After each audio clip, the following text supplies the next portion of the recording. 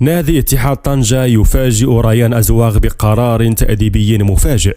إليك التفاصيل. أكدت تقارير إعلامية مغربية اليوم أن إدارة نادي اتحاد طنجة المغربي قررت إلحاق حارسها الشاب ريان أزواغ صاحب 17 سنة بفريق الأمل بعدما أخل بأحد القوانين داخل النادي، وذلك بعدما أدلى بتصريحات إذاعية دون أخذ ترخيص من إدارة النادي. وأشارت ذات التقارير إلى أن مسؤولي اتحاد طنجة عرضوا اللاعب على المجلس التأديبي للنادي وأخبروه بأنه كان يتوجب عليها استخلاص ترخيص من النادي قبل الإدلاء بأي تصريح يخص الفريق ومكوناته. ويأتي هذا القرار التأديبي بعد أيام قليلة فقط من الجدل الذي أثير حول ريان حينما قام مدرب الفريق بتغييره في الدقيقة 18 من دربي الشمال أمام المغرب التطواني بسبب ارتكابه خطأين فادحين تسببا في هدفين لصالح الماط. أما بخصوص التصريح الذي أدلى به ريان أزواغ والذي تسبب في إلحاقه بفريق الأمل،